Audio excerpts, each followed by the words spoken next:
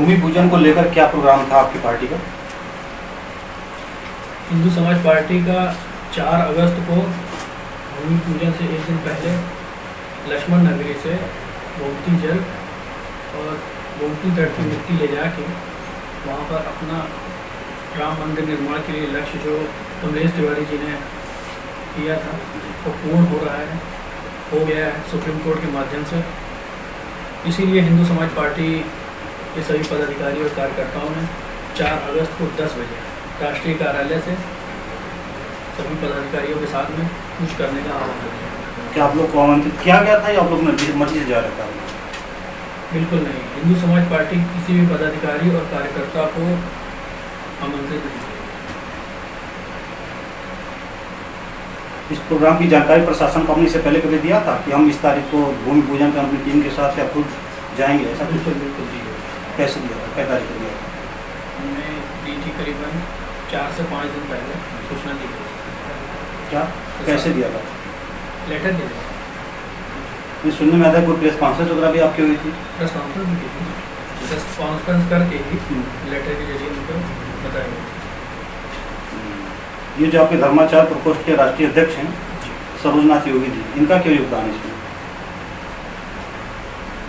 योगदान तो इनका बस क्या है, ये योगदान क्या है, दुर्भाग्य कहिए कि ये हिंदू है। हिंदू से क्या तात्पर्य, ये तो बताइए, हिंदू का मतलब क्या है? हिंदू से तात्पर्य ये है कि भारतीय जनता पार्टी एक हिंदू विरोधी सरकार है, जो कि अगर ये हिंदू विरोधी सरकार है तो फिर मंदिर कैसे बनवा रही है? मंदिर भारतीय जनता पार्टी कहाँ से बनवा रही है?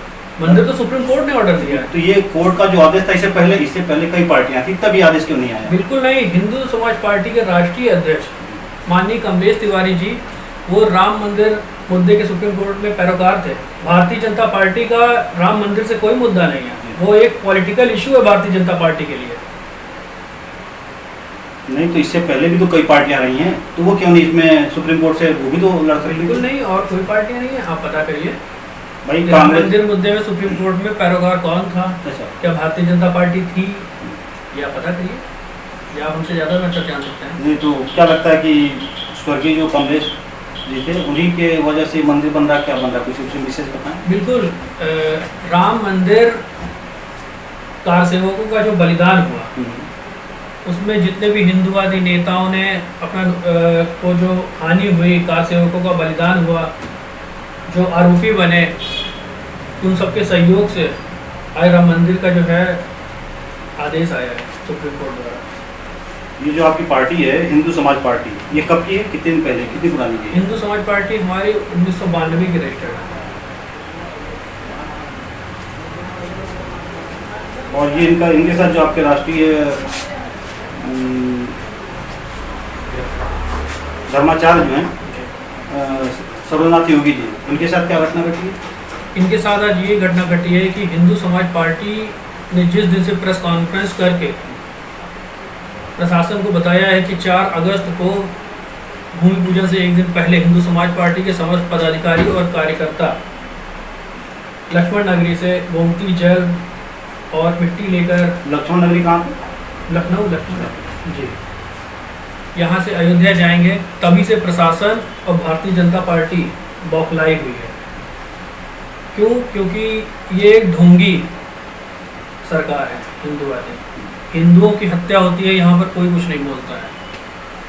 अभी कल भी एक वकील की हत्या हुई, किसी की कोई आवाज़ नहीं है। तो क्या लगता है कि ये जो सरोजनाथ योगी जी इनको बीजेपी ने उठवाया? बिल्कुल, राष्ट्रीय कार्यालय पर 8-10 लोग आते हैं वर्दी पहन के और उनको बिना बताए आप सरोजनाथ योगी जी हैं, धर्माचार्य प्रमुख हैं, आप उनको लेके चले जाते हैं। नीचे सुरक्षा कर्मी बैठे रहते हैं, उनसे पूछा जाता है, उनको लोग पूछते हैं आप कहाँ से हैं, तो बताते हैं अमीनाबाद थाने से हम आए हैं। मैं प्रदेश प्रभारी और राष्ट्रीय उपाध्यक्ष होने के बाद मैं अमीनाबाद इंस्पेक्टर को फ़ोन करता हूँ तो वो कहते हैं कि हमें नहीं ले जाएंगे, हम नहीं लेके गए। मजाक चल रहा है क्या उत्तर प्रदेश में? आप लोग जानकारी लेना नहीं चाहिए, फिर चलिए ठीक है, अमीनाबाद थाना ले गया, तो उस थाने में ले कौन गया? जब उन्होंने ये साफ साफ कह दिया है कि हम अमीनाबाद थाने वाले नहीं गए थे, तो जिस तरीके से भगवा वस्त्र पहन के कमलेश तिवारी जी के हत्यारे आए थे, उसी तरीके से मैं ये भी तो कह सकता हूँ आतंकवादी घटना तो ये नहीं है जो सरोजनाथ योगी जी को पकड़ के लेके गया हूँ वर्दी की आड़ में भारतीय जनता पार्टी कर क्या रही है? अगर सरोजनाथ योगी जी को लेके गए हैं तो भारतीय जनता पार्टी बताए उनके ऊपर क्या आरोप है? तो इसमें क्या पार्टी का पदाधिकारी चोर है या डकैत है? इसमें आपने कार्रवाई क्या उनको, मतलब कहाँ क्या कुछ आज दोपहर में 3 बजे ही वो हम लोग उनको लेके गए राष्ट्रीय कार्यालय से। इसकी सूचना हम लोग सारे आला पदाधिकारियों को भी हिंदू समाज पार्टी के हो गई है। 24 घंटे के अंदर सरोजनाथ योगी जी को अगर नहीं छोड़ा या प्रशासन ने नहीं बताया कि वो उनको किस लिए ले गए हैं तो भारतीय जनता पार्टी उग्र प्रदर्शन को उत्तर प्रदेश में रोक नहीं पाएगी। अच्छा, ये राम मंदिर निर्माण में जो मोहम्मद फैज खान मिट्टी लेकर के आ रहे हैं, क्या ऐसा सही है कि हिंदू समाज पार्टी इसको स्वीकार करना नहीं चाहती है? बिल्कुल बिल्कुल, मैंने बताया ना कि मतलब कि भारतीय जनता पार्टी हिंदूवादी ढोंगी सरकार है, मुस्लिम तुष्टीकरण की राजनीति करती है। ये कहते हैं कि हम योगी हैं, संत हैं, हम हिंदू प्रेमी हैं, लेकिन इनका सिर्फ एक उद्देश्य ये है मुस्लिम तुष्टीकरण की राजनीति करना। नहीं तो अगर वो मिट्टी लेके आए तो मुस्लिम तुष्टीकरण कहाँ से हुआ? बिल्कुल हो रहा है। कैसे बताना चाहेंगे? क्यों? राम मंदिर को तोड़ के औरंगजेब और बाबर ने वहां पे मस्जिद बनवा दी। ठीक ठीक। और आज फैज खान द्वारा लाई गई मिट्टी से भूमि पूजन और शिलान्यास होगा। किस तरीके की फिर ये हिंदूवादी सरकार है भारतीय जनता पार्टी? ये भी कहाँ है योगी? भाई देखिए, मान लीजिए औरंगजेब ने गलती की तो जरूर नहीं कि आज की पीढ़ी जो वो गलती करे। हो सकता है इसको हिंदू मुस्लिम एकता के रूप में भी तो लिया जा सकता है। नहीं, हिंदू मुस्लिम एकता को राम मंदिर के मुद्दे पर नहीं लिया जा सकता है। तो आज फैसले से पहले सभी मुसलमानों ने ये चीज साबित कर दी होती कि हमें राम मंदिर से कोई भी ऑब्जेक्शन नहीं है। बात ये कि 90% मुसलमान खिलाफ है, 10% तो नहीं, तो 10% तो तुम जोड़ सकते हैं हिंदू सर। बिल्कुल नहीं, हम इस चीज भाई गंगा जमुनी तहजीब वगैरह जो बनी हुई है आज भी चल रहा है।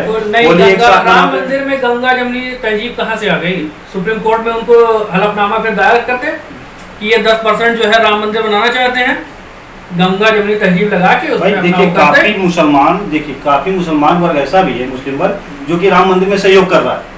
हम कह रहे हैं 2% कर रहा है, तो उस 2% में फैज खान भी तो हो सकते हैं। सबसे पहले तो ये आप बताइए कि जो हिंदुस्तान का जो मुस्लिम है वो आया कहाँ से? वो तो जब औरंगजेब और बाबर ने जब हिंदुस्तान में आक्रमण किया, कब्जा किया, तब वो यहाँ के ही हिंदुओं और ठाकुरों को ही तो ही मुसलमान बनाया। ठीक है ना?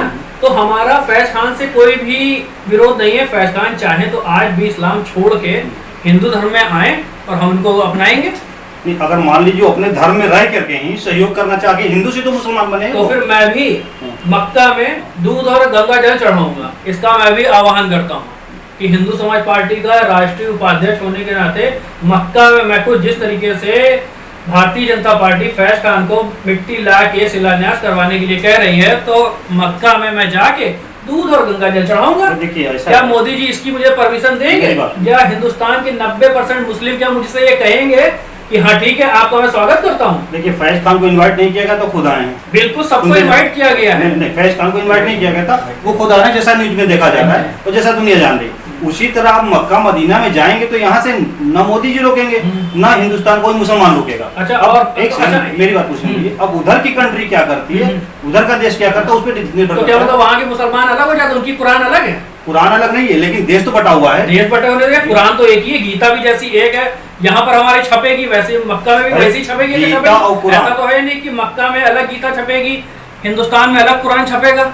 गीता और कुरान ये दोनों एक ही चीज है, ठीक? ये एक जगह छपती है, लेकिन लोगों की सोच तो अलग अलग होती है। इस देश की अलग सोच है, उस देश की अलग सोच है। अगर ये मेरी बात सुनिए, अगर ये बात यहाँ की किसी मस्जिद के लिए कही है तो एक बार उस पर विचार किया जा सकता है। मक्का तो अलग चला जाता है, पूरा देश ही अलग हो गया, वहाँ क्यों हिंदुस्तान के लोग मुसलमान मक्का में नहीं जाते हैं? भाई हिंदुस्तान में राम मंदिर में कोई वहाँ से तो कोई मुसलमान आ नहीं रहा मिट्टी लेकर के, वो तो हिंदुस्तान के मुसलमान मिट्टी दे रहा है। तो मैं हिंदुस्तान के मुसलमान और मक्का के मुसलमानों को अलग नहीं मानता हूँ। मुसलमान मुसलमान होता है, चाहे वो हिंदुस्तान का हो चाहे कहीं का भी। बिल्कुल।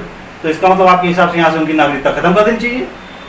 ये तो भारतीय जनता पार्टी सोचे सीएए का बिल ले आई है, तो जैसे अभी आपने कहा कि आप यहाँ के मुसलमान में वहाँ के मुसलमान फर्क नहीं समझते हैं, तो उस हिसाब से यहाँ के मुसलमानों को भी कैंसिल कर देना चाहिए, क्या सोच रहे हैं आप? ये तो आपकी सोच है ना, आप बताइए। आप मीडिया बंधु हैं, ये सवाल आपको इस वक्त मौजूदा गवर्नमेंट से आपको ये पूछना होगा जो मुस्लिम तुष्टीकरण की नीति करती है।